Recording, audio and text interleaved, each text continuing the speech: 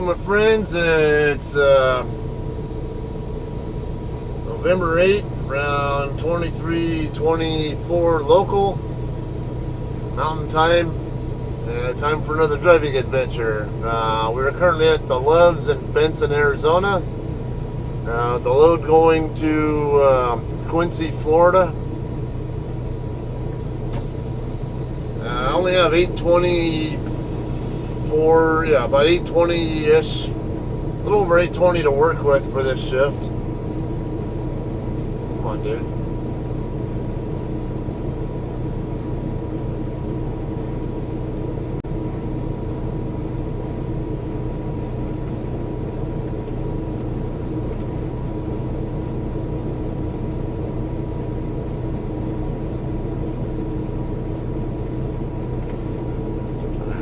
Waiting on someone walk past them.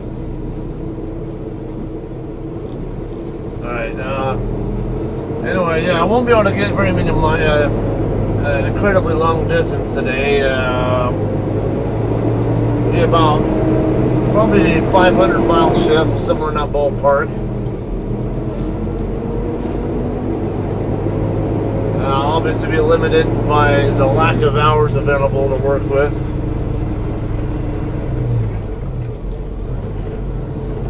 So the important thing here is my goal is to get past El Paso without getting caught up in their traffic, their morning commute traffic. El Paso tends to really annoy me as it is. It's funny because most people have that one place that it just drives them absolutely nuts. They can't stand being there, or they get like bad vibes every time they're in that area. They just turn into a complete asshole or something. Good example of this is like the guy who trained me. He has a real hatred for driving in the Memphis area. So anytime he drives in that general vicinity, he gets a little more aggressive and frustrated and all that, or at least he did. I kind of get the same way with El Paso, to be honest with you. I don't know why, but it's one of those places that just bugs the crap out of me every time I go through there. It's been, I don't know, maybe it's just the traffic, I guess, with the volume and the way people drive as well. It's just enough to annoy me, I guess. That's all I can really say about it. But I guess it's just one of those things where I got to develop as a driver myself, is learn how to handle that place a little bit with a little more patience. But anyway, we're getting on the freeway at the 302 mark in Arizona, and it's about 390 miles across to from the California border to the New Mexico border. So we're about 90 miles away from New Mexico. And then it'll be another 160 from the Arizona-New Mexico border to the New Mexico and Texas border. So I'll be about 250 or so to get to Texas from here. And El Paso is not far, just basically on the other end of the Texas border.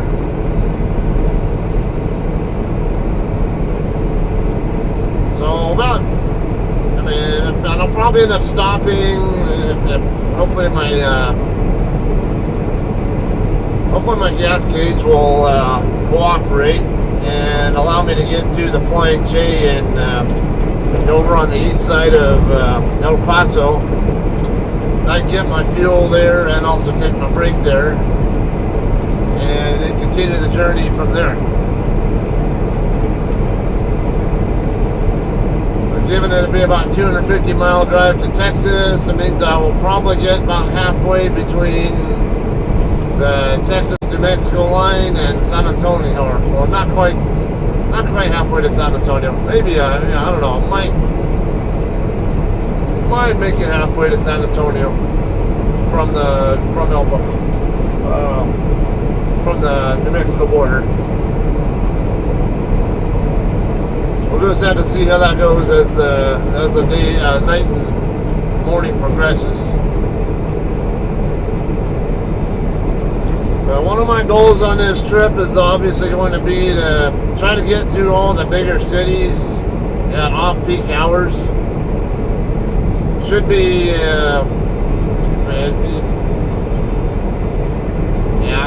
I should be getting through El Paso right around the same time when I think when their morning commuters are just starting their day. I'm going to probably have the same challenge tomorrow with San Antonio, though. I'm probably going to roll into San Antonio around the same time their commute's just starting. Now, that's also going to concern me about Houston, because Houston is about 200 miles east of San Antonio.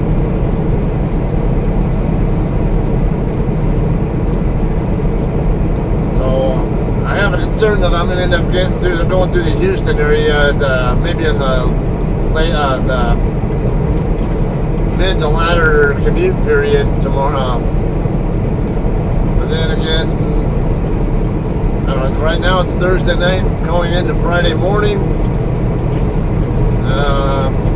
Considering the fact that I will be going through San Antonio and Houston on a Saturday morning, that probably will help my situation, though.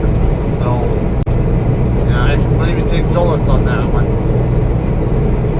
So the main concern here is let's try to get through El Paso before their Friday morning commute traffic builds up and slows me down. Because if you watched my previous video, you'll have seen that I'm running really tight on hours. If I can run a 60-mile-an-hour pace, I'm going to have only about 45 minutes to spare on my 70-hour clock to get my load to Quincy.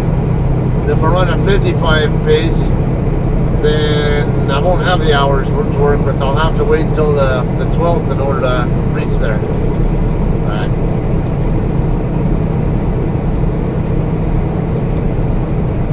Anyway, also, I'm going to see if I can make a goal of making this video also a little bit shorter, because the previous one definitely was a more eventful day and had plenty to talk about because of it, I think, and it ended up being a pretty lengthy video. But I hope with the editing I do, hopefully it's not too much useless viewing where you're just sitting there watching and not hearing anything of any substance. My goal is to have content that, it's at least it's worth listening to. Maybe you can listen to it while you're driving or something. In the background or something, if that's what you want to do. Or and also for I want to cater my videos also toward people who are not in the industry yet and who are considering a career in the industry, and I want to learn whatever little odds and ends they can about what it's like to be a truck driver, or things that they can learn about their own, even their non-CDL driving, from basically vicariously through me or something. I just want to help make the world of drivers a better place, I guess. Anyway, that's all I have for now. Let's just keep watching, and hopefully you get good enjoyment out of this.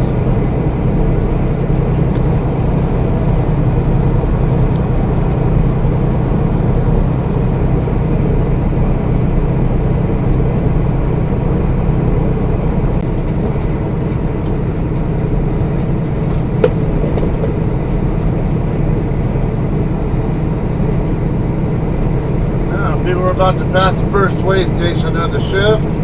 Stupidity is a disease. Okay.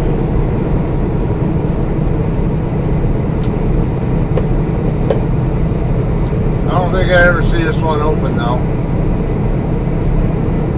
We're in San Simon, Arizona, about just under 10 miles away from the New Mexico border.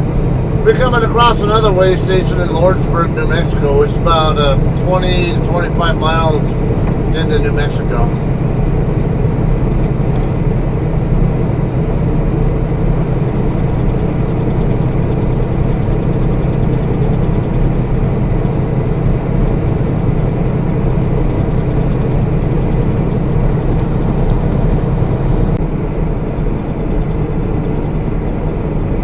We're in Lordsburg, New Mexico now. We got another way station coming up here. I am 21 miles into New Mexico at the moment, and the way station's about 1.5 miles away.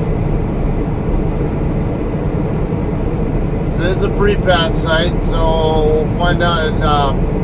I do see flashing lights up here, so it does suggest that the station might be open.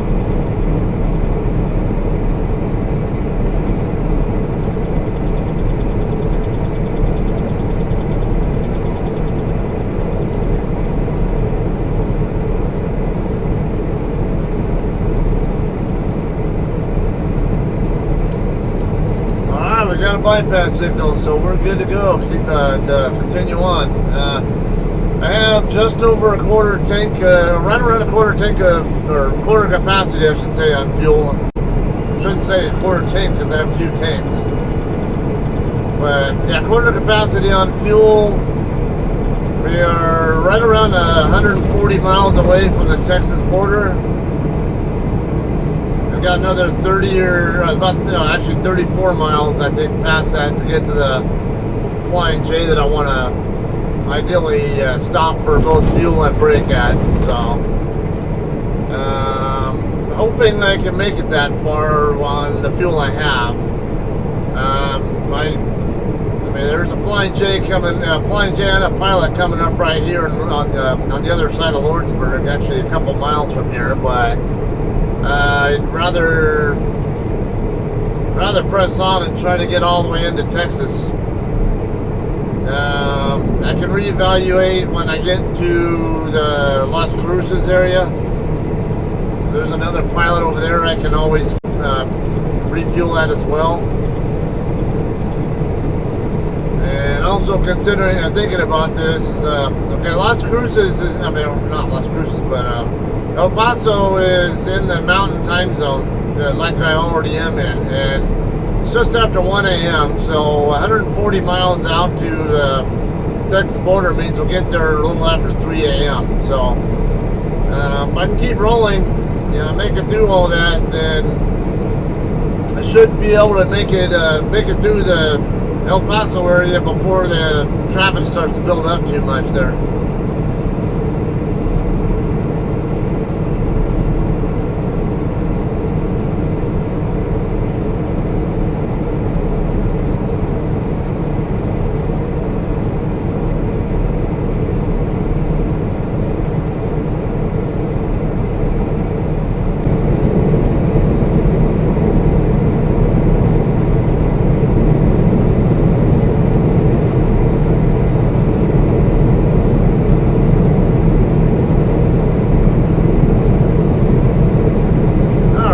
Miles into New Mexico now, basically about 10 miles east of Lordsburg.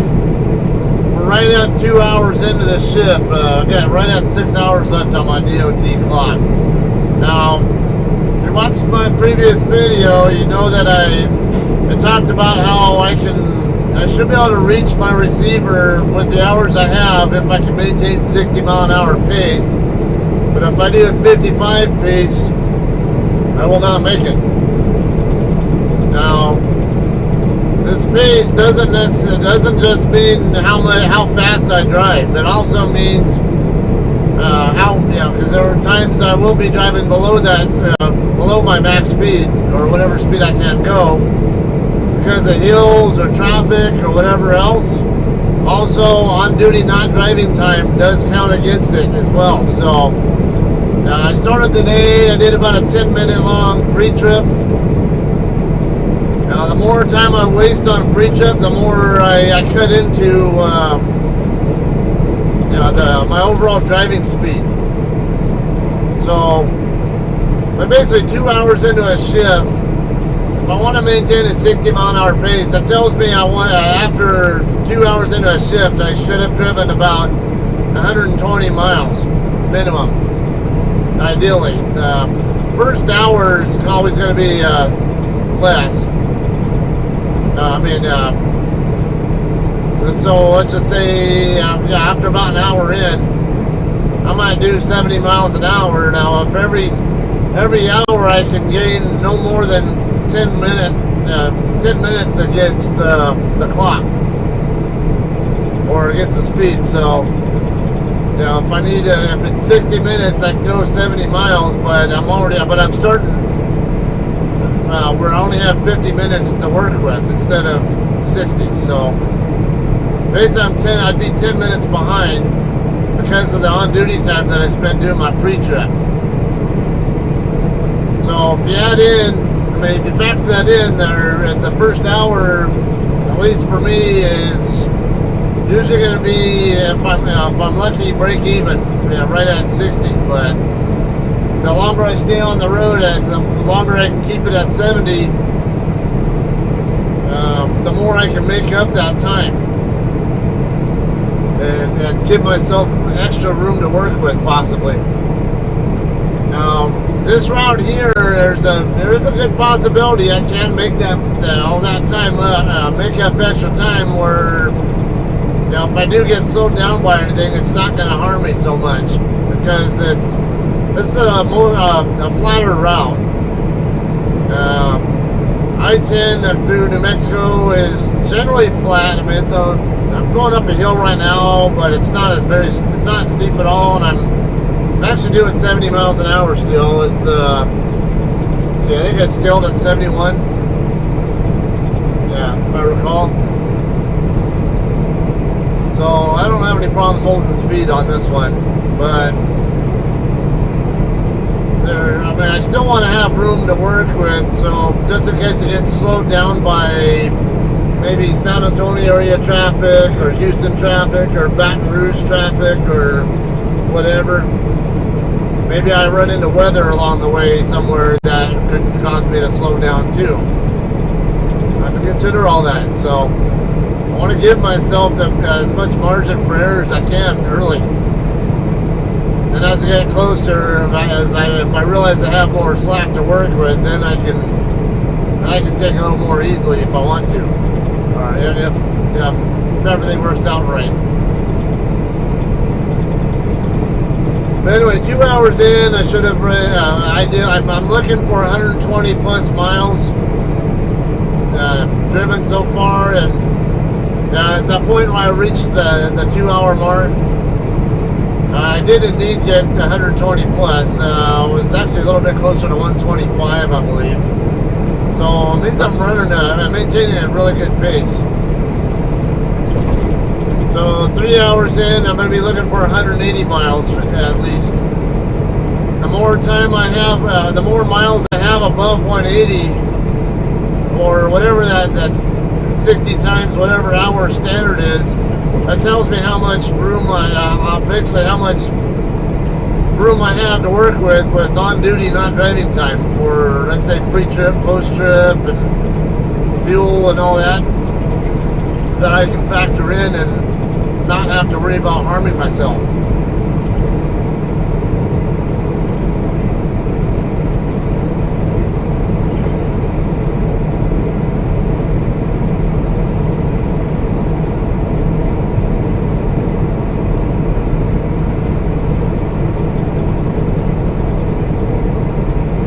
About half an hour out now from Deming, New Mexico. Deming is right around the halfway point across the southern half of New Mexico. For those of you who aren't familiar with New Mexico's geography.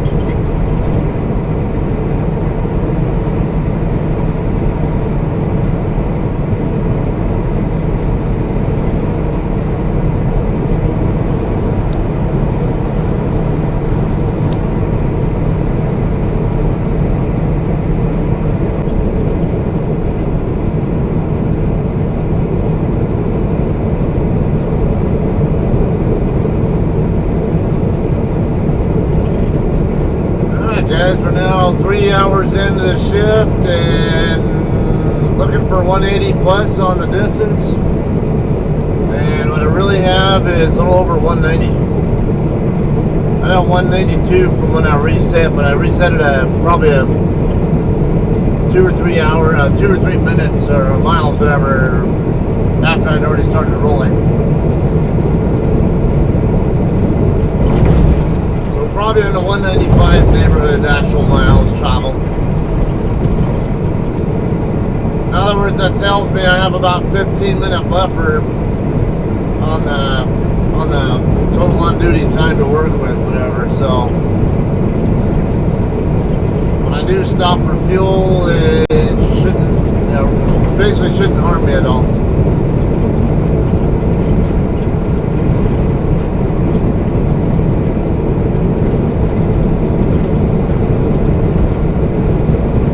So I'm also down about 1/8 of a tank left. Right at around 60 miles out from Texas now. We're about 95-ish from the flying J. I'd like to stop at. Been a little doubtful that I can make it there without my light coming on. I don't need to take needless risks, so I will have to I'll more likely plan on stopping in either Las Cruces or right by the border. There's actually several pilot Flying J locations right near the New Mexico and Texas border.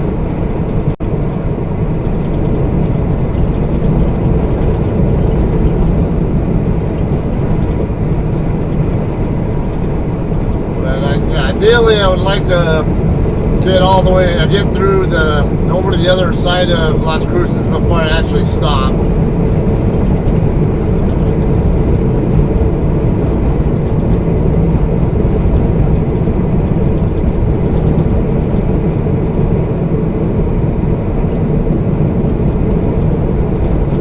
And I think if it comes down to it, I'll probably just stop for fuel, maybe near the border. And then just get rolling again and hurry up and get through the Las Cruces area before it starts getting bad. That way I can take my break after I've already passed Las Cruces and not have to worry about getting caught up in the traffic if I decide I want to take a couple hour nap or something, which I have the time to kill anyway, so I probably will do it.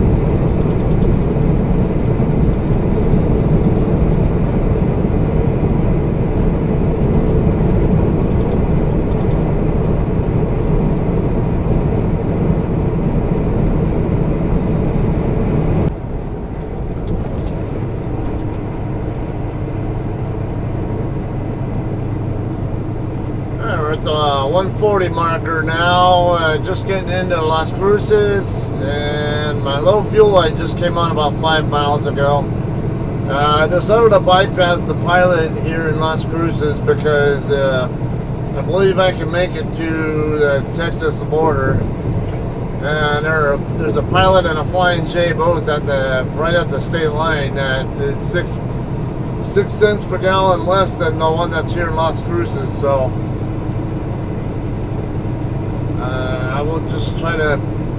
I will be trying to make it to the state line and just fill up there.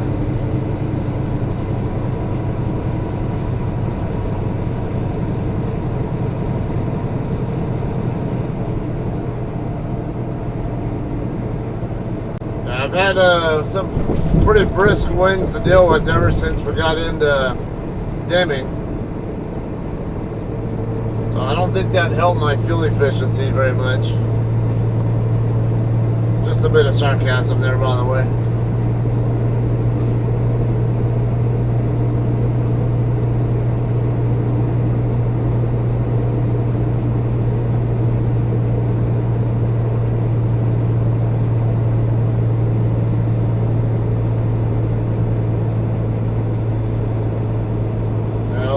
Strongest in the Deming area, and then it kind of eased up a little bit, but was still very noticeable the rest of the way over until we started coming down the hill here in Las Cruces.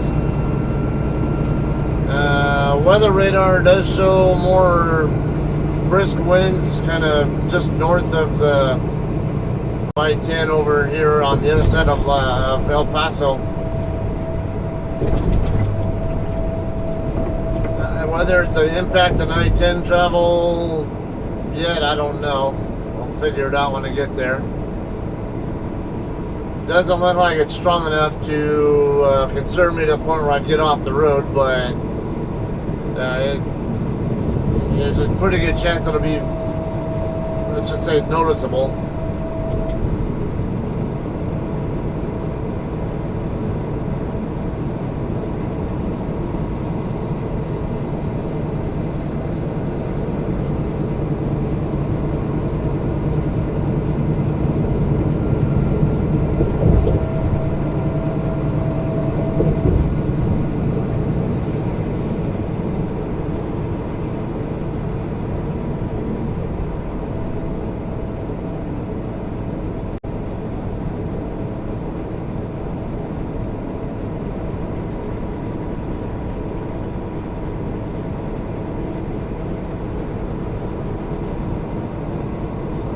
State police unit here watching traffic.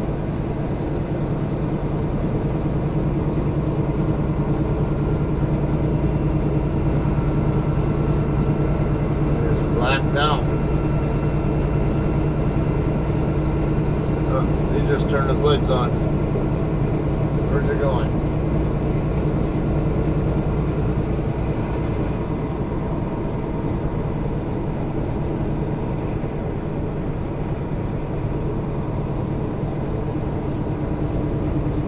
Got someone going the other way too fast or what?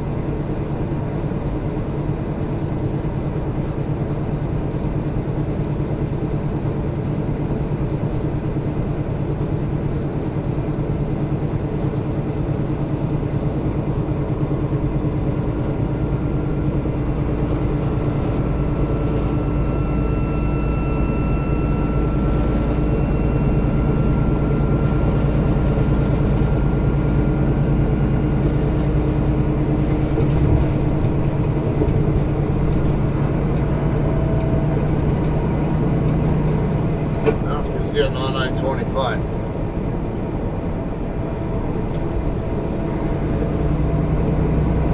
It's kind of funny seeing how he decided to get on the road after I passed by, and like, I'm not even doing anything wrong. Speed limit was 45, I was doing 45, so it always makes you wonder what they're up to.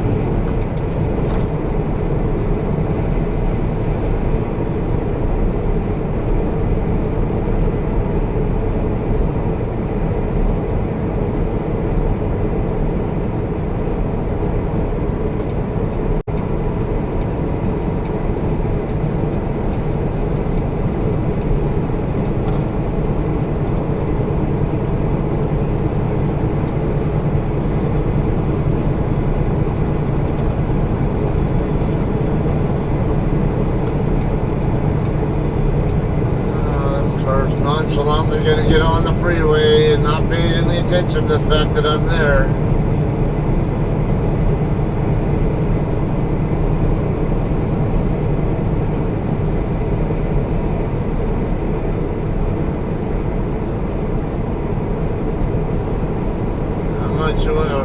How much would I bet he's gonna pass me right up now?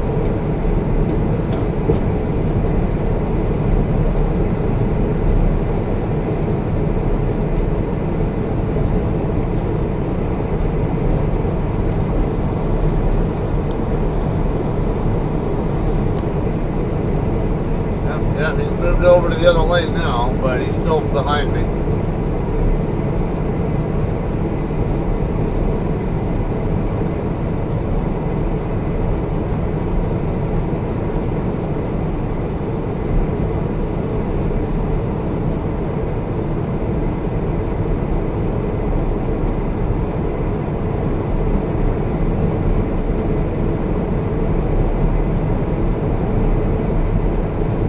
As I expected, passes me right up.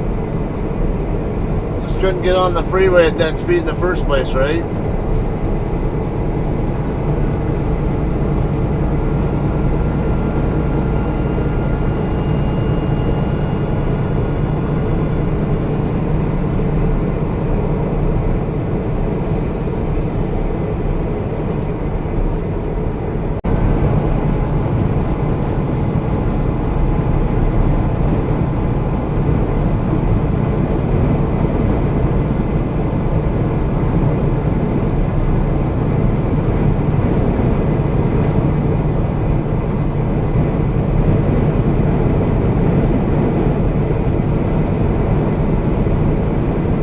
Stopped at all since I left Benson, and that's already the third time that this same exact truck right in front of me has passed me up.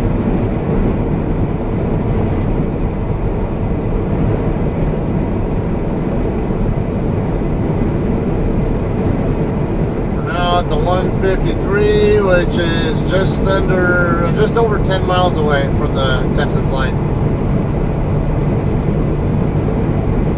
I shouldn't have any problem at all making it to Texas line.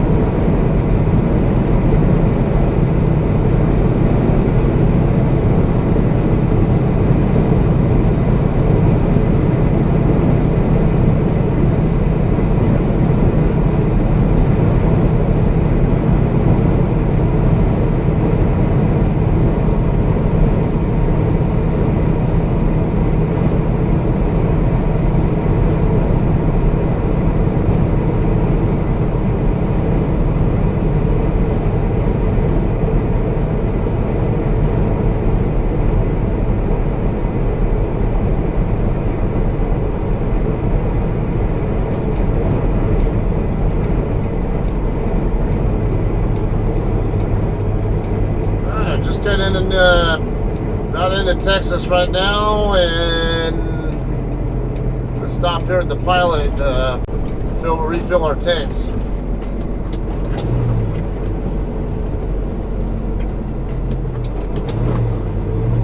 I would do a 30-minute break here as well, but I really want to get to El Paso before commute time, so I'll just stop here for fuel and then get rolling again and get past El Paso, and then I'll look at stopping somewhere beyond there for fuel for a break.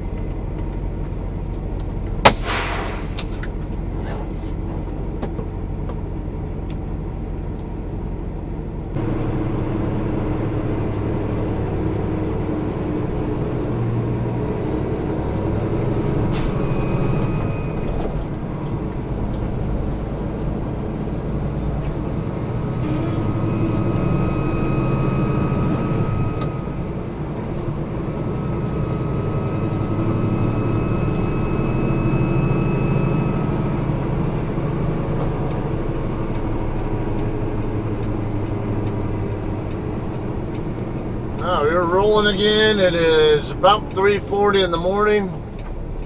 Definitely want to get this next 30 to 50 miles knocked out as quickly as I can, so I can get the hell away from El Paso before everyone starts going to work. Now I feel I'm still going to hit some of the commute traffic, because it'll be like 4 a.m. I'm sure there's going to be some early birds getting on the road by then.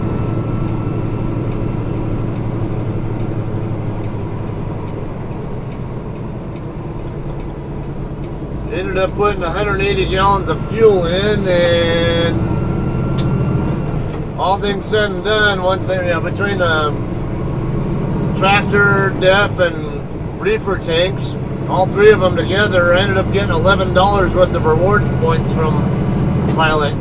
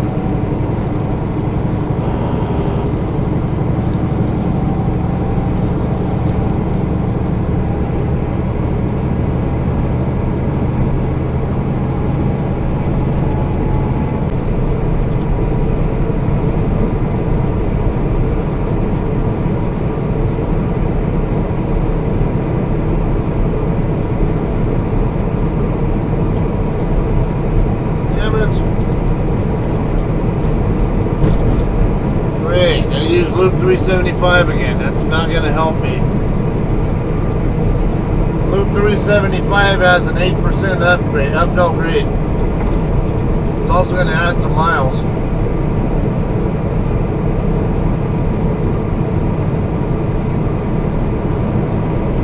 Now I-10 closed again, which I've had happen several times through here.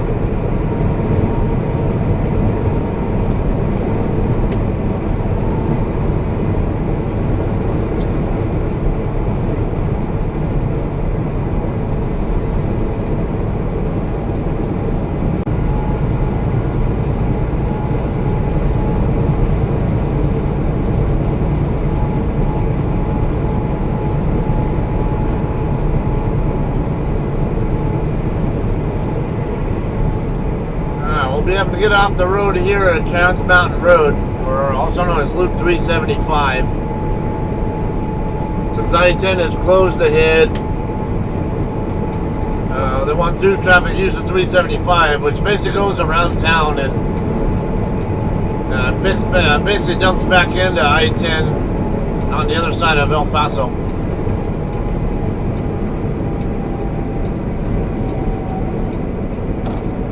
Now, this is one of those cases where, one of these great examples of where you don't want to always rely on GPS to get you around. Like, paying attention to signs can make a big difference.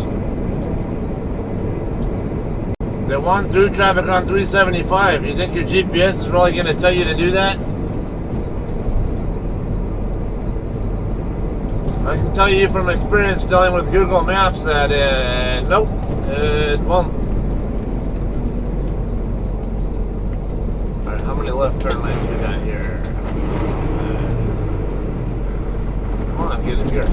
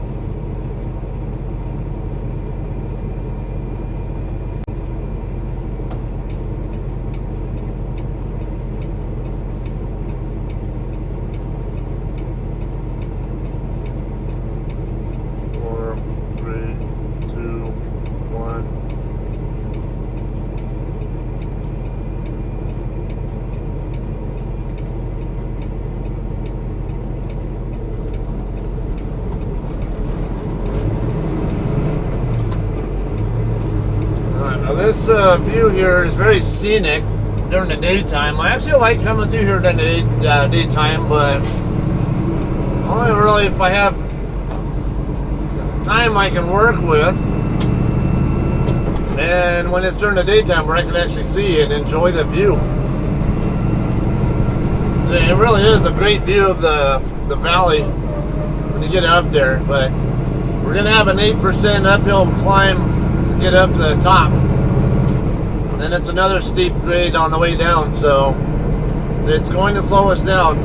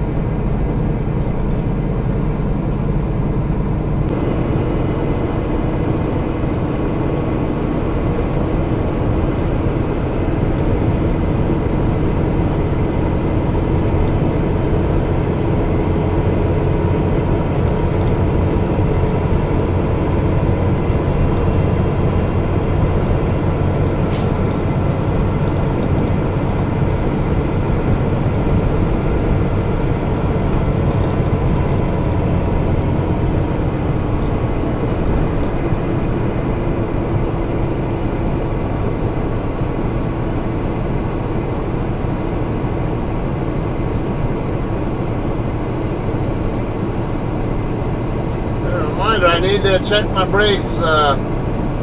Check both mirrors, make sure my brakes aren't overheating as I'm coming down the hill. I've only used the brakes one time. I was right there to prepare for that 45-mile-an-hour curve, but it's still you still want to be checking regularly.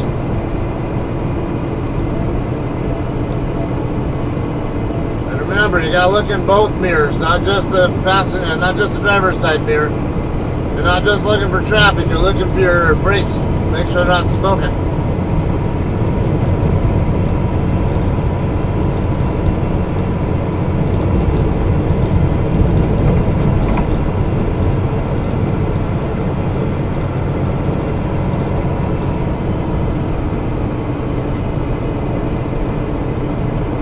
That's a nice view there. I wish I could come through here during the day and show a daytime and show that. Maybe some other time.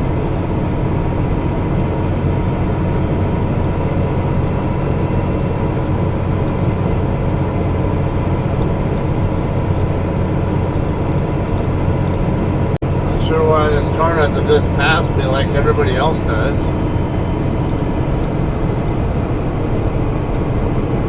Yeah, whatever.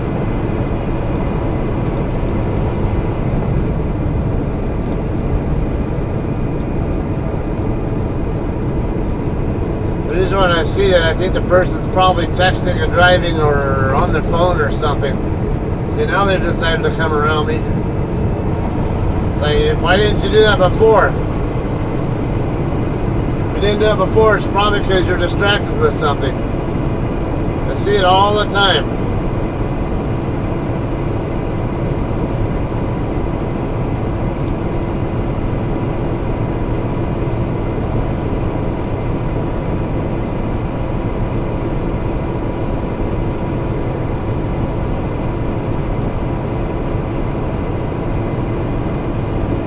Not using my brakes at all. I'm just using my jake brakes. I'm not even touching my service brake. In fact, my foot's actually covering the throttle, not the brake.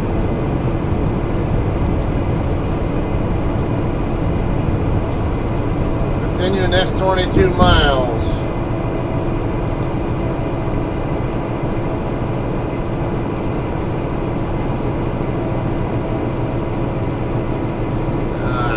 Starting to get down close to the bottom, so I can go ahead and shift gears. Now, Highway 54, you can also take back down to I-10 if you want, but you know, if you're right here, and you're going eastbound, it really is better to just stay here on 375 and take it all the way down. But you can take 54 also.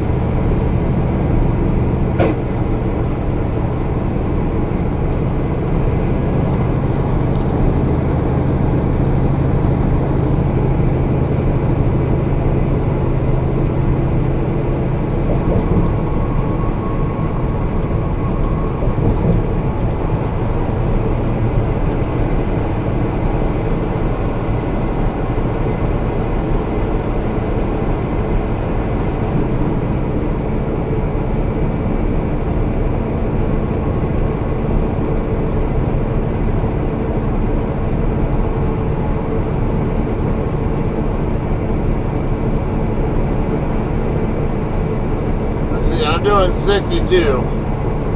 That guy passed me like at least 20 miles an hour faster. Yeah, he's speeding.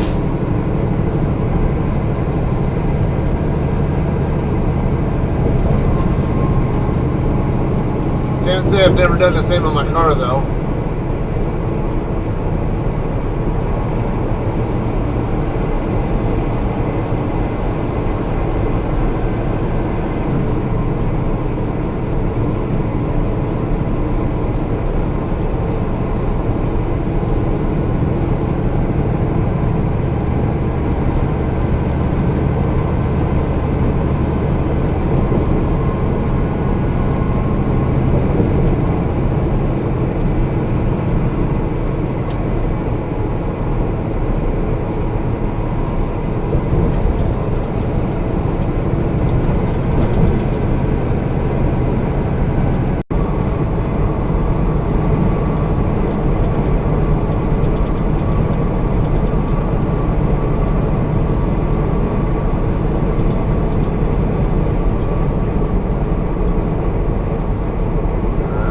Coming up is the lefts.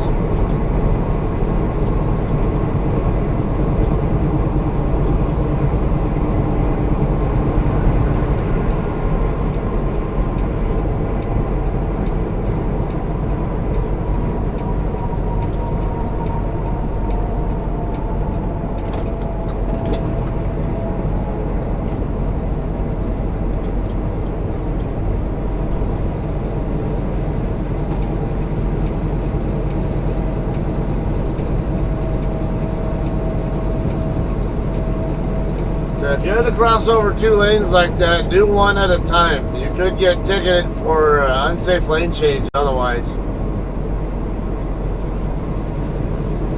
So you know the petrol's on this side of the freeway. I think I'll stop there.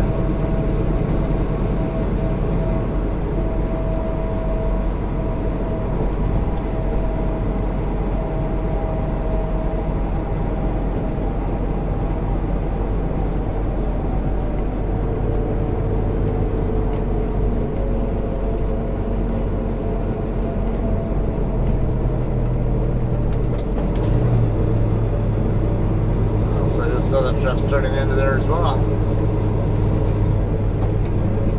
The question is, oh, we're almost overshot it.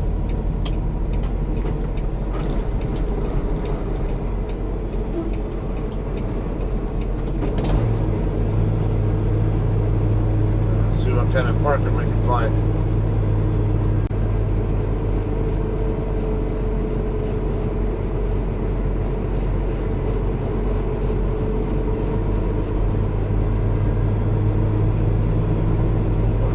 Full so far. Is this one here next to Swift? Might be.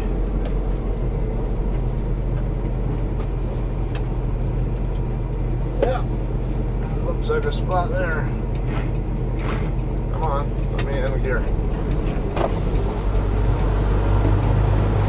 Alright, this way all the way to the other end of Swift. We're gonna cut across the lane. And cut back. I'm gonna move my. For some reason, my power mirror wasn't set to the right side.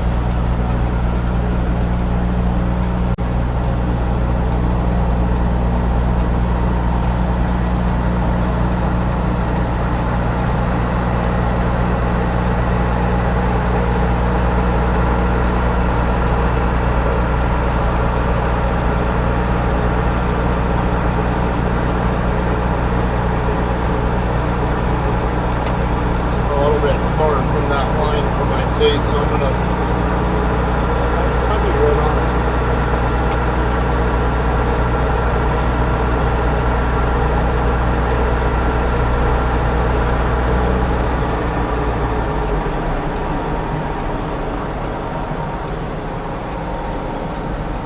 I was just a little further from the line next to Swift than I wanted to be. I'd rather be closer to Swift than worry about hitting this this Mac next to on the other side.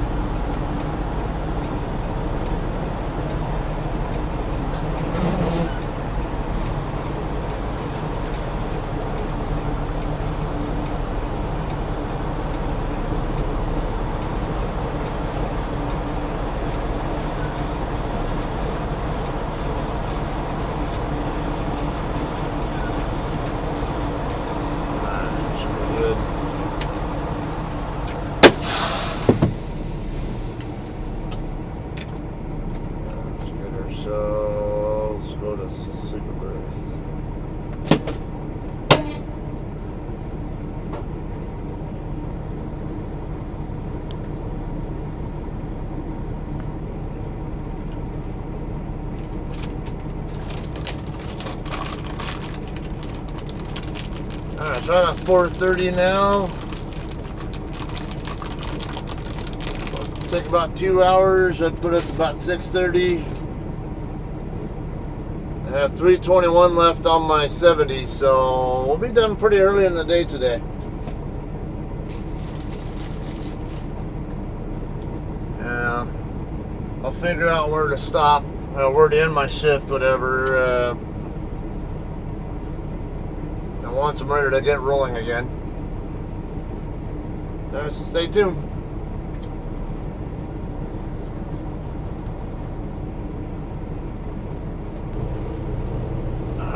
We are ready to roll again. I got 321 left on my clock. So that gives me a max range of about 220, or 230 actually.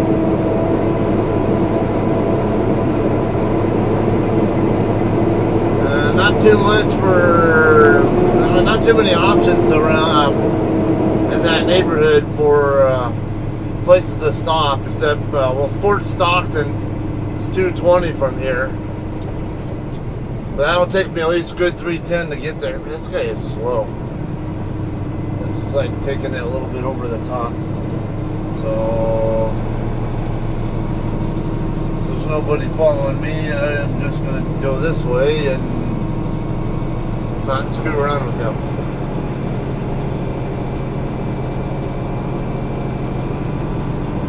That's one thing to go and to drive a reasonable speed in the parking lot, but that guy's going a little bit over a little excessive on the slowness, I think.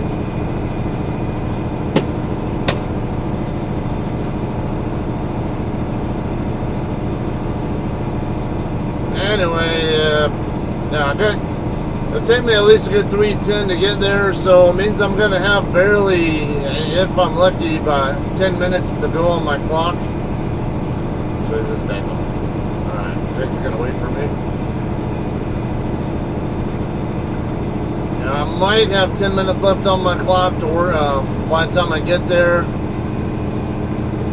If I have any reason to believe I won't make it, I have an alternate plan of the Pecos County rest area, which is a little over about 180, 190 or so out. That should also be doable.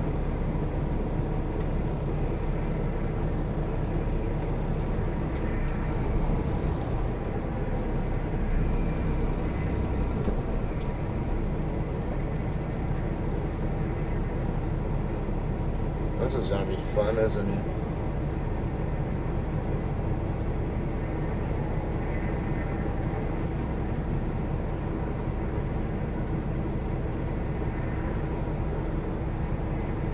Alright, I'm not gonna sit here and screwball around with these people. I was gonna go after this bobtail here, but there's a white car in his lane that's going too fast. Now I'm going to pull out. I don't like it too bad.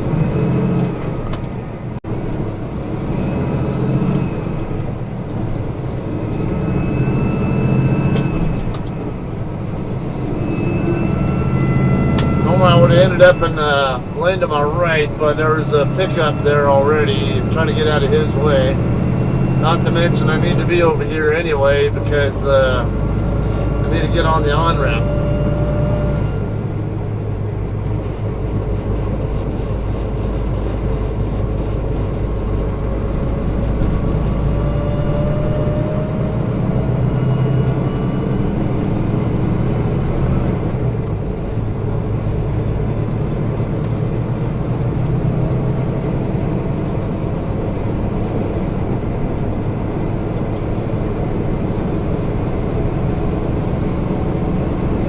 Practice. Watch for traffic coming off the off ramps before you come by these, because there usually are yield signs also.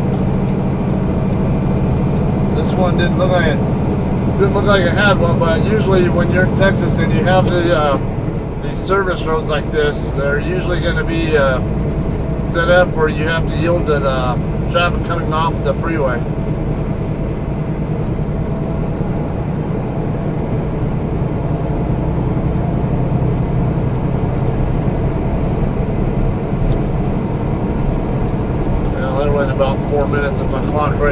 just trying to get out of the parking lot and right down the street.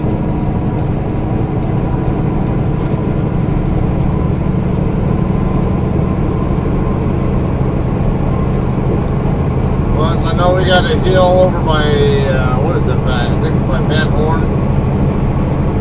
That general ballpark, I know it'll slow me slightly. Plus, we have the Border Patrol or immigration checkpoint also over there.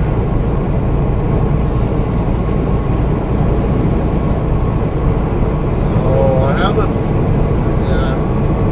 feeling I might possibly end up finishing my day at the rest area, not in Fort Stockton, but we'll see. What's this woman doing? Oh, reaching for something, it looks like. Best to not do that kind of crap when you're next to a semi or anyone else. Or if you're going to veer out of your lane or drift out of your lane for being stupid, at least you won't take anyone else out with you.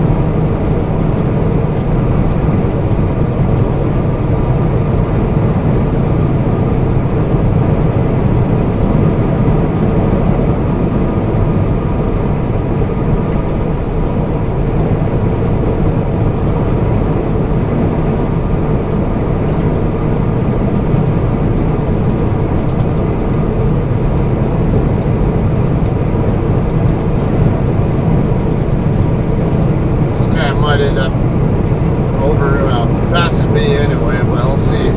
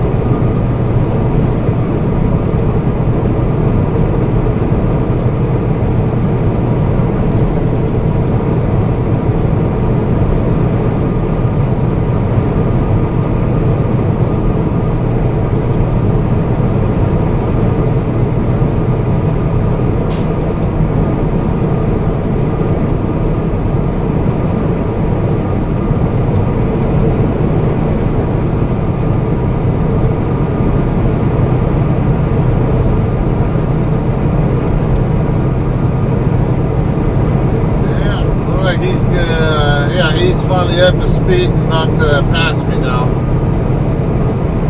Must be a little bit, must have a pretty heavy load.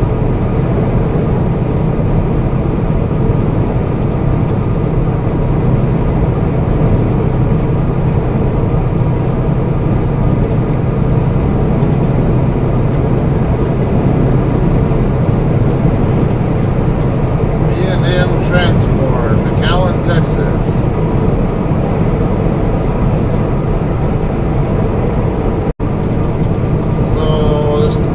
Getting ready to pass me, and then all of a sudden decides to get behind me from only about 10-15 feet away. Now, I assume he's probably going to get off the road, but I mean soon, but he has a whole mile to do it with. And he was going, I think he was going fast enough where it wouldn't have been an issue at all.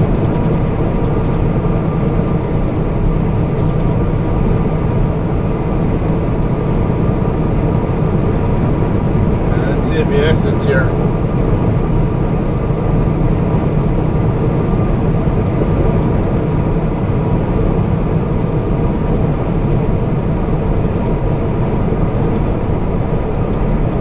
It would look like you hit that off ramp a little bit fast.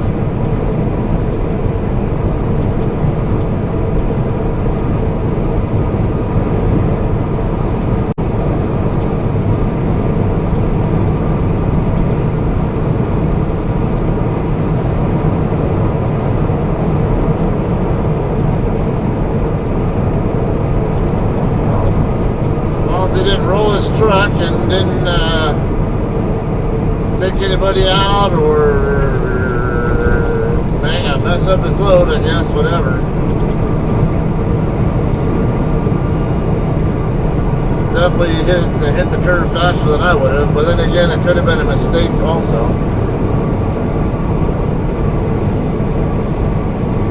I see clouds in front of me, but I'm not seeing anything on the radar that is suggestive of any kind of weather issues, except for the wind. And I am going through, actually between here and I-20, I am going to have some pretty brisk winds to deal with.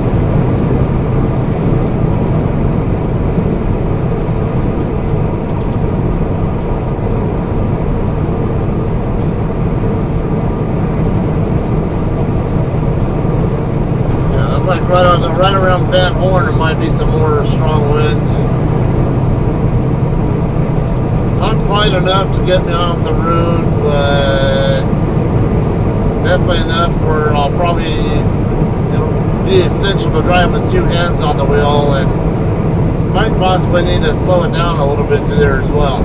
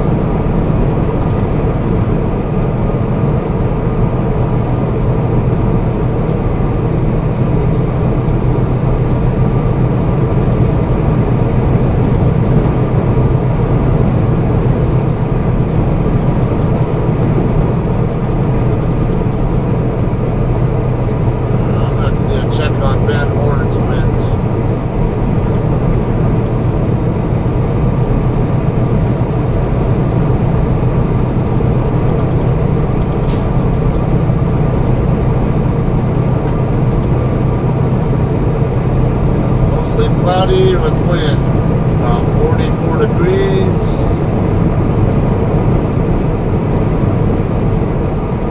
Current winds east-northeast at 20. Usually 20 mile an hour sustained winds. It might get about 35 to 45 gusts. So it's not enough to get me off the road, but you know, it's still enough to consider slowing down. Though I am over 70,000 pounds, which qualifies as generally qualifies me as a heavy enough load. It's not heavy by any stretch, but it's not light either. I usually equate 30,000, what I would call about a moderate load. My load's actually a little over 35,000. And then 40,000 plus is what I'd call it. Or basically anything where I weigh over 70,000 pounds. Actually, no, I'd call 75 plus heavy. 65 to 75 I would call it maybe like moderate, and then anything below 65 is definitely a light load.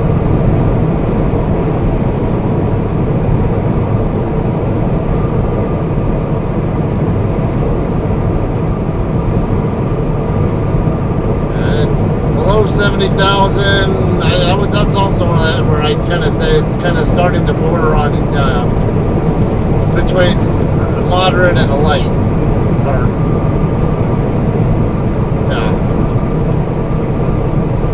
just over 70,000. I think I'm 71, between 71 and 72.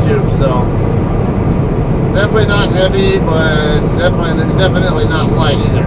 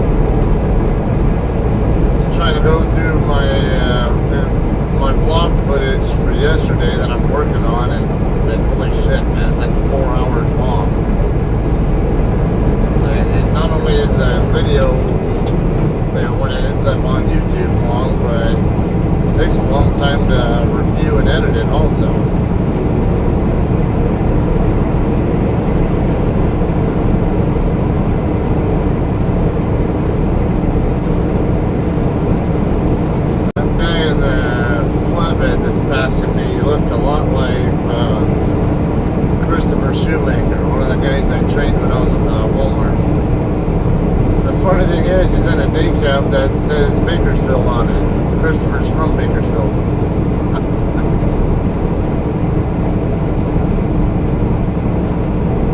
Well, we'll have to ask him if he's still with England.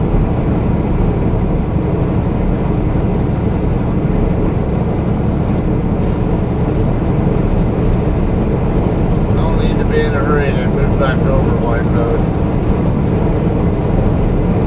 Not a damn person in the world behind you anyway.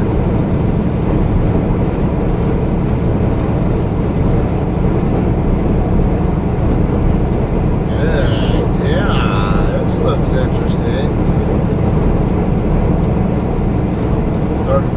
Starting to get into the cloud area. Looks like I might start getting better precipitation soon, possibly. I know it's going to be pretty damn windy over here by Van Horn also.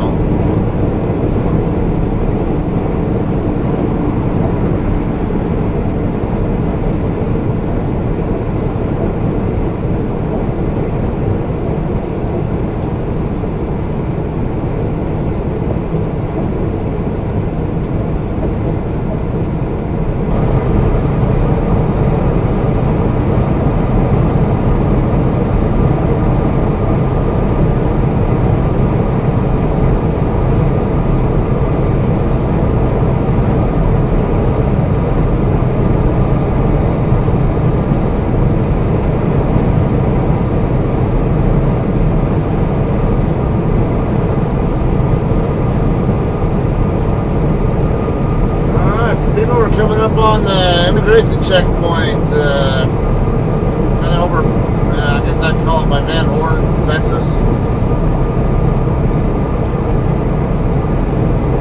This one they tend to just wave me right through without even asking me anything. But most of them, when you go through them, they're going to ask you if you're a U.S. citizen, and if you are not, then you're supposed to present your green card or visa, or whatever it is that is allowing you to be in the U.S.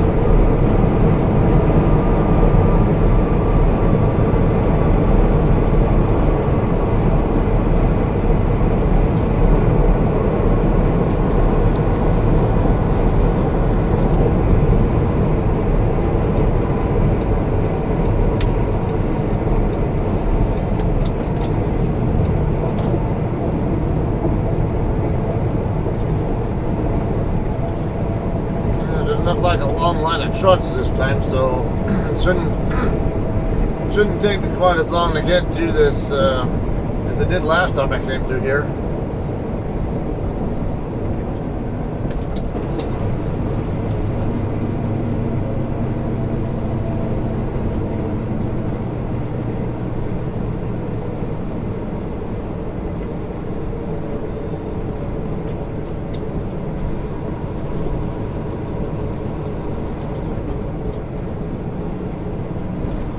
was doing a mile slash time check earlier, you know, to kind of figure out if how likely it was that I could make it to Fort Stockton.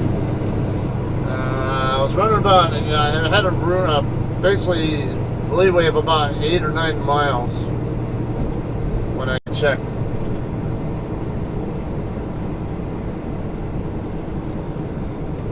Hello. I went through a dead zone. I'm in line at the Border Patrol checkpoint now, so just give me a minute. Once I tell you, okay. This one got 1, 2, 3, at least 3 trucks in front of me. Shouldn't take long to get through here. I know the guy in the flatbed right in front of me definitely won't take long. It's just about as wide as it can be.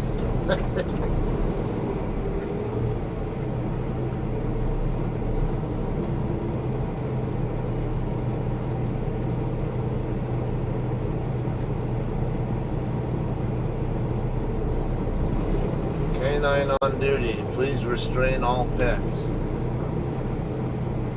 Yeah. Shut your goddamn dog up and stuff. I'll bitch slap a dog if I...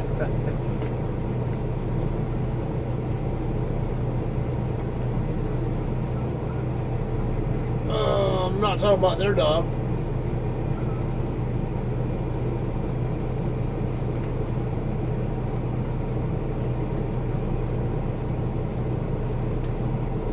I'm waiting for the day I come through here on one of these checkpoints and somebody there recognizes me as, hey, you're Scott Zane, you're the one who runs the TSP group. That'd be funny. Yeah, what I tell you, the guy right in front of me just got waved right through. Yeah, I think he's waving me through also.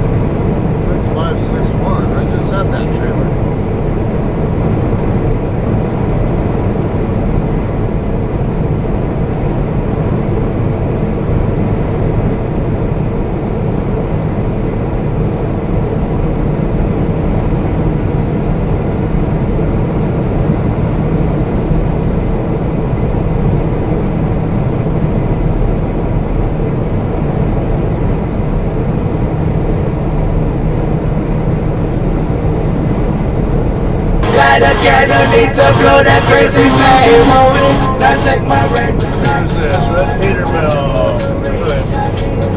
30-something, 33. Couldn't read the second digit.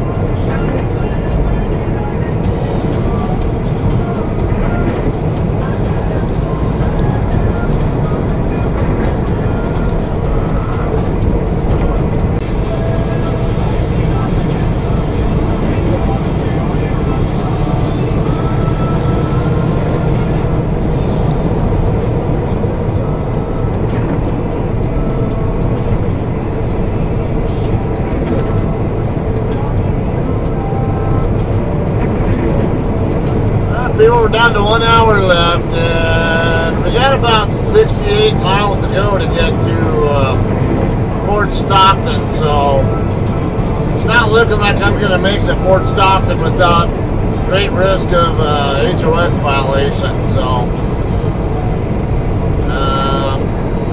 I will probably end up shutting down at the rest area just west of Fort Stockton, or prior to getting there, whatever, unless I find a place in between here and there that,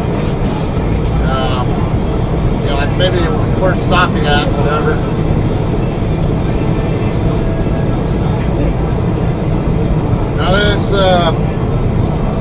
I-10, I-20 split to San Antonio section of I-10 is definitely not one I'm the most greatly familiar with.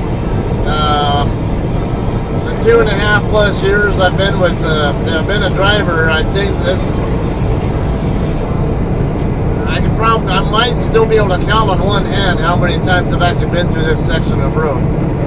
Now our team trucks come through here a hell of a lot more because my understanding is they do a lot of California to Florida kind of loads, but for us solo drivers, at least for me personally, I don't come through here very often. I don't know, it might be the third time I've been through here with the JCT.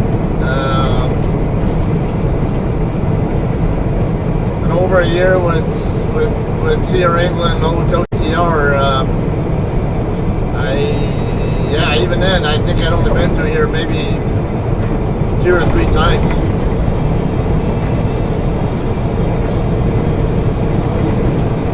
So I don't really know what all's around here besides knowing the nearest like major truck stop chains are in Fort Stockton.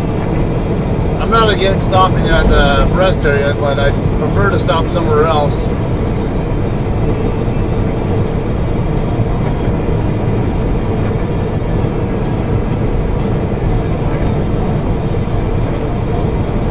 This is one of those cases where it really pays to keep tabs on what time you have to work with and how far you are from a place you're trying to get to, and what's the likelihood that you're actually going to make it there on time. Because 70 minutes to cover 68 miles, yeah, that's too tight. I'm not going to take that chance. It can take me more than 2 minutes to get from the off-ramp to the truck stop itself and in a position where I can actually put myself in on-duty status. So it's just not going to work that way. Not to mention other concerns here on the road too, weather issues. I already did slow down slightly for fog over there just on the other side of the 10-20 split.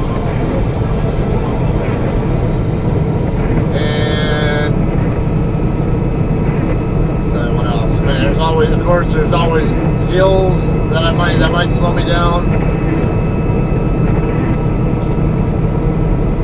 don't think this part is that hilly, but I know as you get closer to San Antonio, the kind of a little more close to San Antonio, it does get very hilly. So that'll definitely slow me down, but I don't think I'll be getting through that area until tomorrow.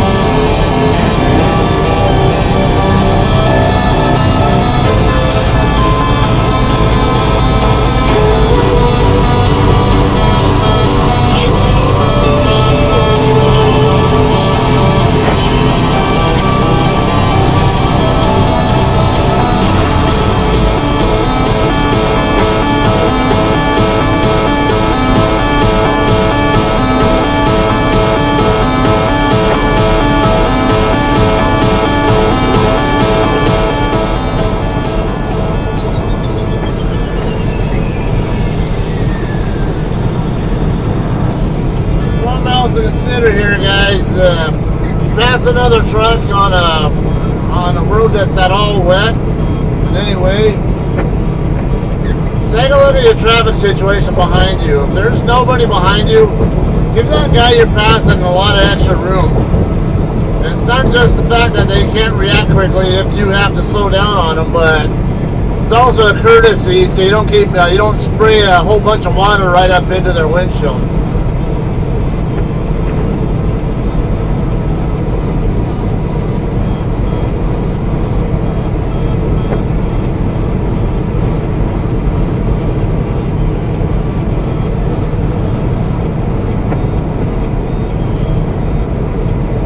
It's one thing to move over more immediately if you have traffic following you, but in a case like right now where there's nobody behind me at all except for the guy I just passed, there's no reason for me to move over and back in the space in front of him right away.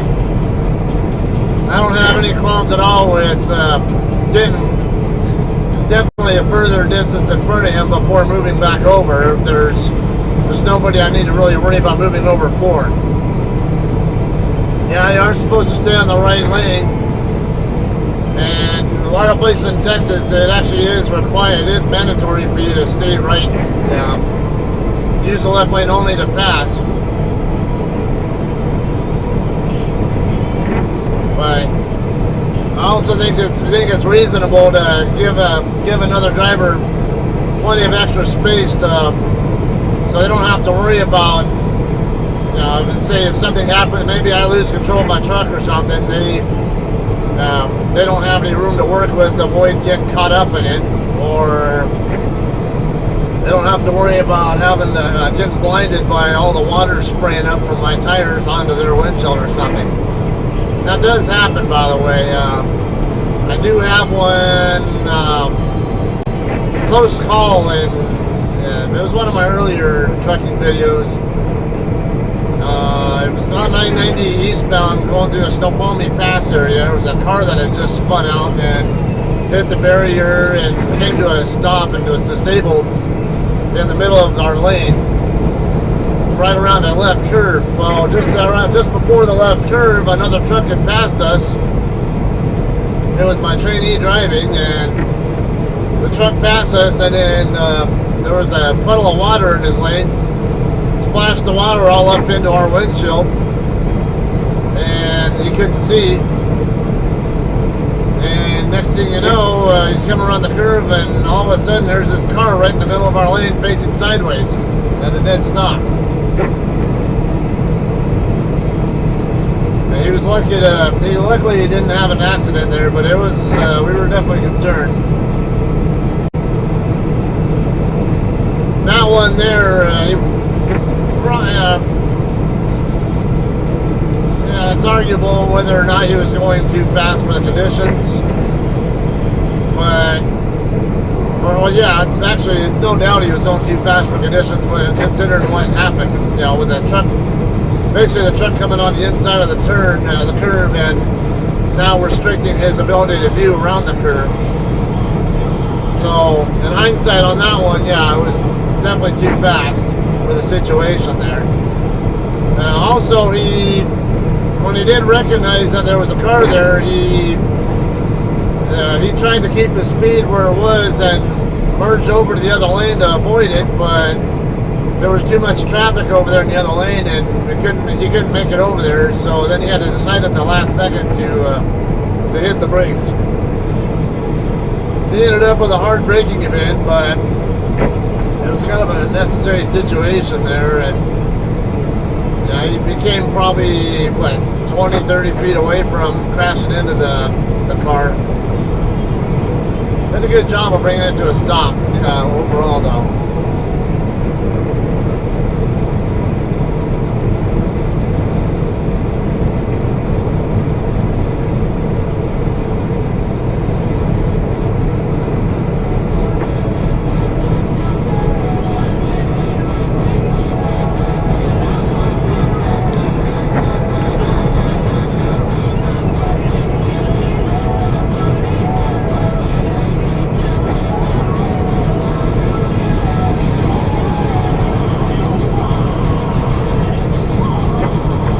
Case you guys, if any of you guys are familiar with this song here, it's a song from a group called At the Skylines. It's actually my nephew's group.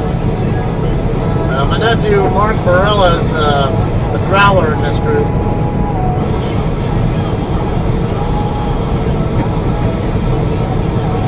Not sure what all's going on with them lately, but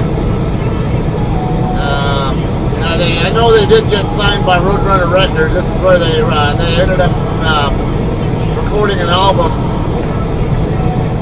What was I want to say Sweden. I know I went to Europe somewhere. I want to say it was Sweden. I forget exactly where.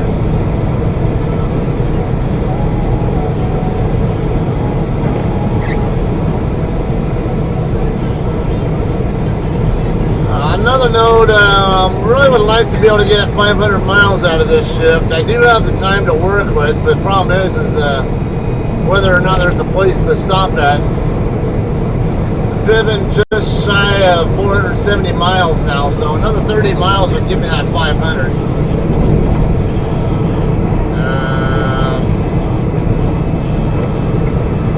Be better. I mean, I'd love to be able to get more than 500, but because the more I get now, the less I have to worry about trying to run the next couple of shifts. But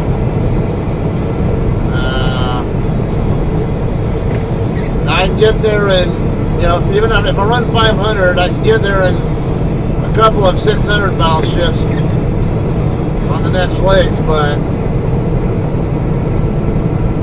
which is definitely doable. Problem is how long will it take me to get the 600 miles in each of those shifts? And the more I get above 500, or even better, the more I get above, actually, now I had a little over 1,700 miles to drive when we left Benson. So 1,708, I think is what it was, divided by 3 shifts. That's about 570 miles per shift.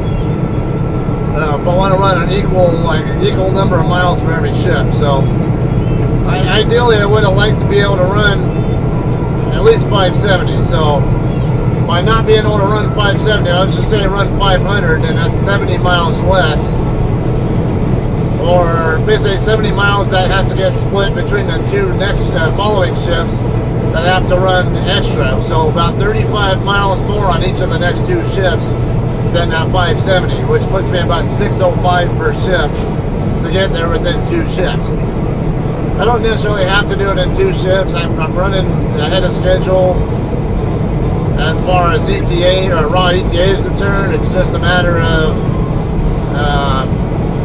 whether I have the hours of service available to get it there without needing my November 12 recaps to get there.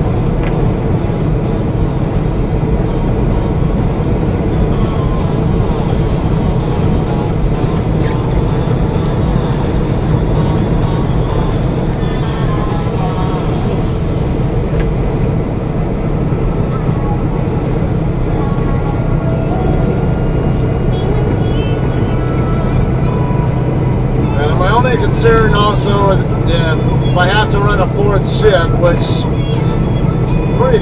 very possible. Actually, I would rather have to do a 4th shift, at least start it. Is the fact that I have to burn about 10 minutes or so of pre-trip time to get that shift started. And that's time that I don't really have much room to spare at the moment.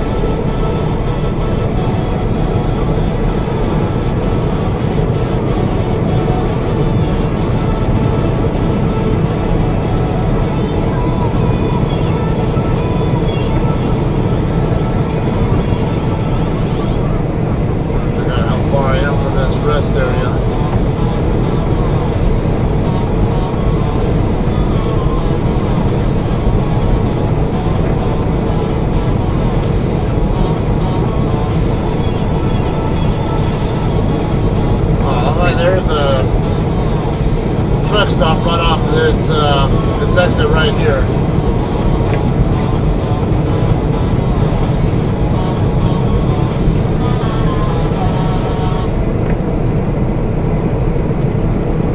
don't think there's anything else in between here and Fort Stockton though, so I might just go ahead and end my day right here. It's exit 212. Saragosa, I guess.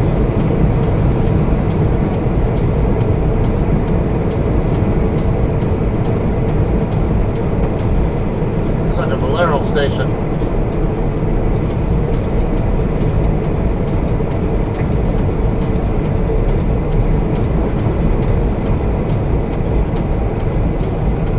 Alright, I'm game for trying new things out. Or trying new places out, whatever, I guess.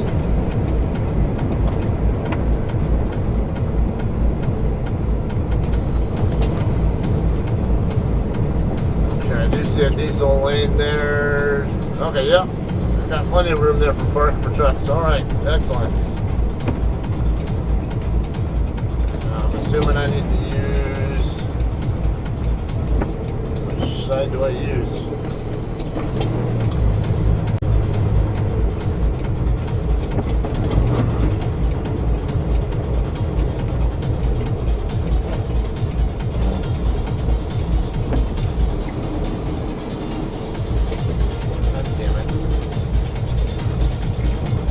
Thanks for taking up the space I needed there, SUV. Freaking tires had to run over the curb because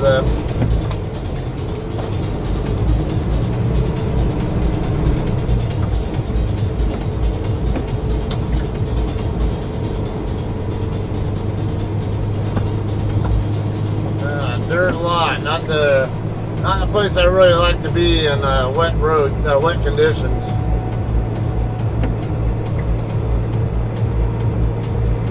I don't have any real issue with putting myself in, walking through water and all that crap, but problem is dirt roads and water and all that with the heavy truck, not a great combination. It's possible for a truck to get stuck in it.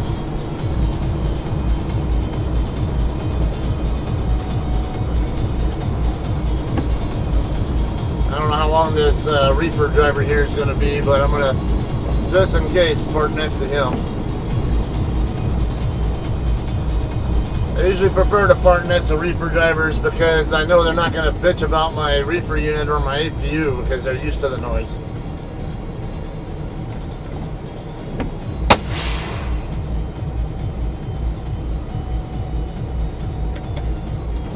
Let's get ourselves on duty.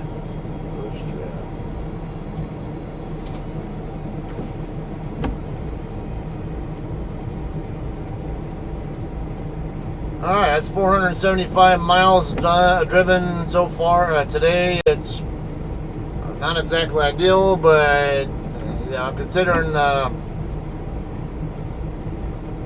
what options I had to work with here, kind of had to deal with it. I don't want to spend my time at a rest area if I don't, at least, usually not. I'm not against doing it, but I'd rather be somewhere else where I have access to other things.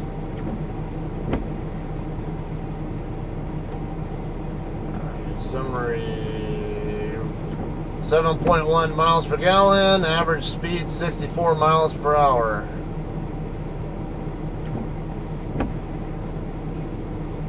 Used 66 gallons.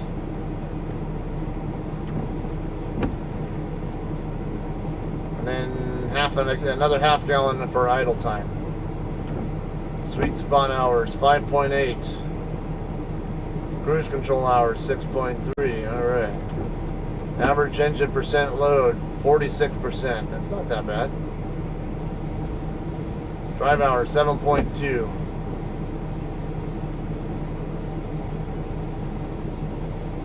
A lot of nice little stats in here.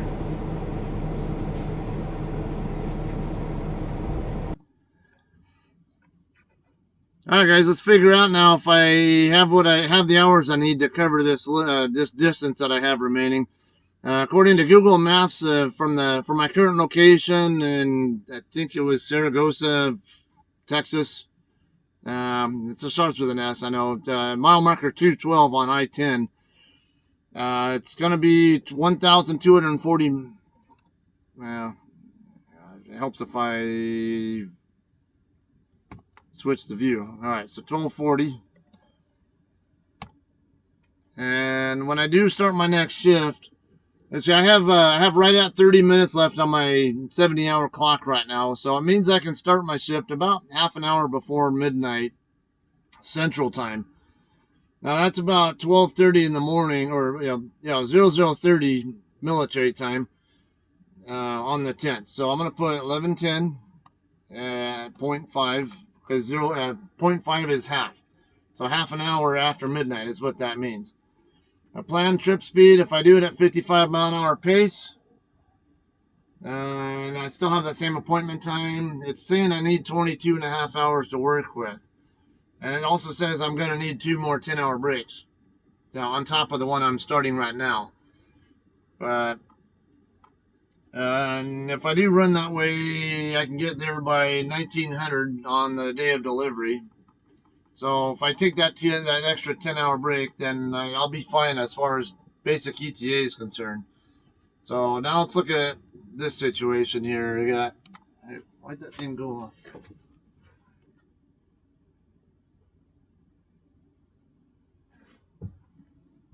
Freaking my 8-day chart on my Qualcomm unit decided to go off on like some like one of those notification screens or whatever, like the don't look at your Qualcomm while you're driving things. But all right, so anyway, I got 11:51 coming back tonight plus the 30 that I have now. That'll put me at 12:21.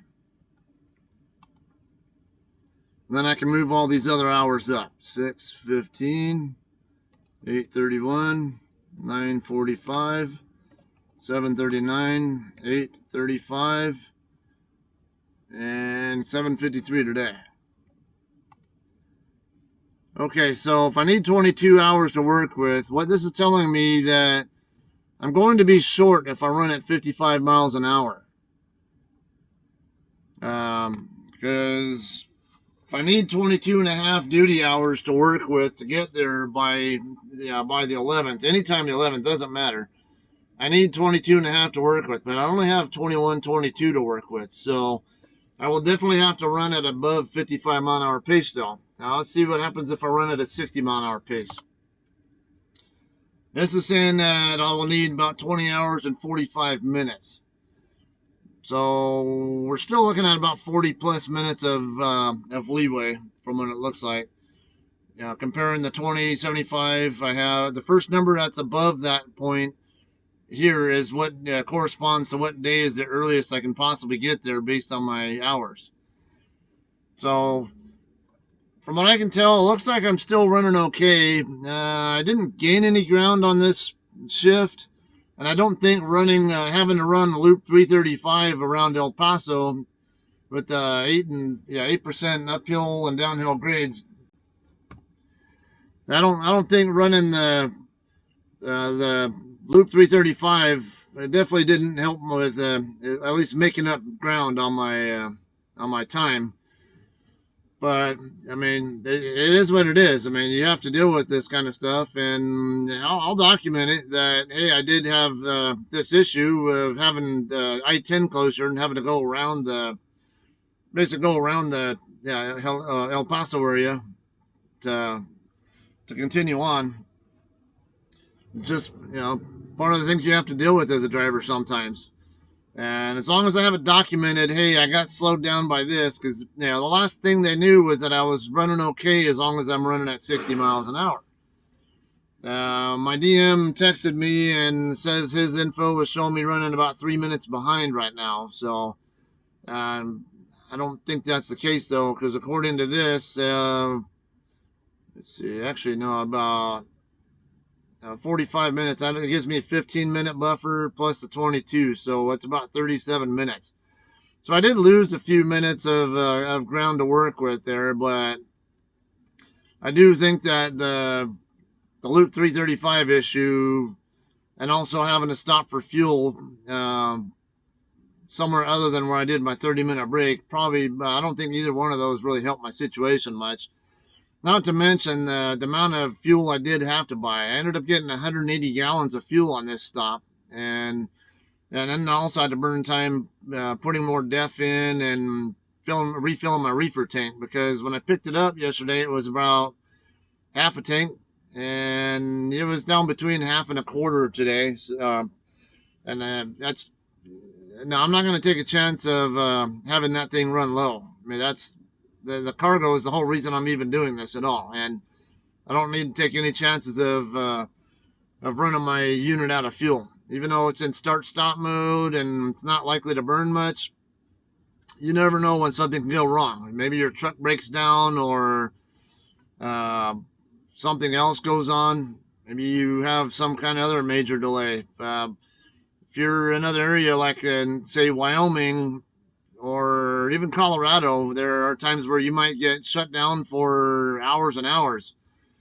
I had one occasion where I was stuck in Laramie for winds for about 16 hours, and I had to wait for the winds to die down. And even when they did open the road back up, probably still really wasn't the greatest idea for me to get moving. Now, granted, Laramie, there is both a Petro. Well, of course, I was with England at that particular time, and there was a Petro there. Not a big deal. And with JCT, there's a Pilot right across the freeway from there. So, not like that would have been. I mean, if I want to cherry pick, or someone wants to cherry pick, that wouldn't be a good example as far as that's concerned. But all right, how about a couple of friends of mine, including both actually former co-drivers? They got snowed in by an avalanche on I-70 going toward Denver. I think it was over on the west end of the Rocky Mountains. Yeah, I remember they were stuck right there on the freeway. They couldn't move for, I can't remember how long it was. It was an extended time though. I can't remember if it was 12 plus hours or might have even been like a day and a half or something. So these kind of things can go on. So if you're a reefer driver, never let your reefer unit get low on fuel. Usually anytime I see it get below 3/4, I'm usually filling it back up. And speaking of reefers, something else here. It's a good courtesy for that you guys should follow if you are going to be a reefer driver. Particularly if you drive for a company where you might do a lot of dry loads, with that reefer trailer. A good example would be England, or, well, CRST, they don't have reefer units, but I know both England and CRST do a lot of contract loads for XPO. But just as an example, if you have a reefer trailer but you have a dry load, just because you're pulling a dry load doesn't mean you shouldn't fill that reefer unit up along your route. You have to stop for fuel to fill your truck up anyway. It's not going to kill you to move forward about 20 feet, 20, 30 feet, whatever it is, and top off that reefer unit. You might not need it right away, but how do you know you're not going to, the next guy who picks up that trailer and needs to grab a load with it isn't going to need to drop it with a full tank of fuel. Now, what if they don't have a particular place that you're supposed to go to fill that with? I'll fill that at. Maybe they don't have a particular facility of that type available between where they acquire the trailer and where they have to drop it. So you can create a lot of problems for your fellow drivers by being the lazy asshole who doesn't refill the reefer unit. So anytime you make a delivery, I don't care if it's a reefer load or a dry load, make absolutely certain you drop it off as full a load of fuel as you possibly can. That way, I mean, if it's a live load and you have to go pick up your next load and it might be a drop and hook pickup, it's the same situation here. You don't want to have to go out of your way to find a place to fill the damn thing back up at, just because you're too damn lazy to stop with it along your the previous route and probably refill it same place you were probably already filling your tractor up at anyway. This happens quite a bit, and it kind of disgusts me that people are like this. But again, have some etiquette here, right? If you're gonna be a driver, if you're gonna be a professional, be a team player. Make it easy on your fellow drivers. Don't make it more costly or hard for them to actually get to their customer on time, because you know what? When you drive for a company, the company is the one that the customer looks at. They don't look at the fact that, oh, it's you specifically driving it. All they care about is, hey, okay, for me, all they care about is my truck says JCT on it, John Christner Trucking. If I show up late to a customer, they don't really care what the reason is. Hey, I showed up late. It's just part of their bean counter stats to them. And yeah, there are some things that are explainable, like maintenance issues or weather issues or traffic problems. But to the customer, though, you still affect their productivity. You can cause other drivers to not be able to take their loads. Like an example I talked about yesterday, I think it was yesterday or the day before, the WCC DC, the Walmart DC in Colton, California. Very common that the load gets canceled over there, or you end up waiting forever. Why do you think that is? You don't. It's not necessarily poor management at the DC itself. How do you know it's not being caused by other drivers not showing up to deliver their loads when they're supposed to be there? So that's what the customers deal with. When I was an aircraft mechanic, I had to deal with this all the time. I'd have an aircraft that's grounded, and I'm waiting for a part to come in, and now we were all the time constantly asking our base supply people, hey, where's my part? When will it be here? Because I need to know, because I need to know if I need to put off some lower priority job and be ready to jump right on this one as soon as it shows up, this part that I need, or if I can just go ahead and work on some of the next lower priority job and not worry about the high priority one, because I know I'm not going to get my part yet. So these things they do impact the customer in a lot of ways that you can't even understand a lot of times if you haven't been on other ends of this supply system. You can be, if you've worked on a docks, in a distribution center yourself, and understand what kind of problems that DC workers actually deal with, that's another consideration there. But like I say, I've been on the bottom end of that supply system too, where I'm waiting on my part and sometimes can't get it. And hey, at least now I know I can plan on doing something else productively with my time while I'm waiting for that part, instead of expecting a part to show up and then sitting around because it's not efficient or time effective for me to start a job and then basically break another aircraft to fix it when it might not already be grounded. And I don't want to ground an aircraft that can otherwise still keep flying just because I'm expecting the part to show up, only to find out it's either not going to show up at all, or maybe start on this job, but then, hey, my part's here. Okay, now I have 2 broke airplanes instead of 1. So this is the kind of stuff that went on that end of that. But so please do your part. Make your fellow driver's job easy, and anything that can help with any of this whole supply process, you can really help out a lot. If not, I hate to say it, but you're just one of those people who probably shouldn't be in this industry. Hate to sound like an asshole, but honestly, we're supposed to be professionals and we're supposed to be looking out for each other. But a lot of drivers don't. So be a team player or just don't be here at all. Anyway, that's all I have for today. We'll continue. Let's start a new episode for this next trip, or the next leg, since I have 11:51 plus my 30 extra to work with. I can definitely get 600 plus on the next shift. And since I'm at, let's see, it should be right around 600, should get me over to a little bit in between Houston and I think Beaumont, over on the east end of Texas. So hopefully I'll end up finishing my day over there somewhere. Maybe, I don't know, might even be, I know I can get past Baytown. So I don't know, maybe Orange or Beaumont area somewhere, if I had to guess, is where I'll end up at the end of my next shift. Anyway, that's all I have for now. I hope you enjoyed this hopefully shorter video. I guess I'll figure it out soon. All right, thanks.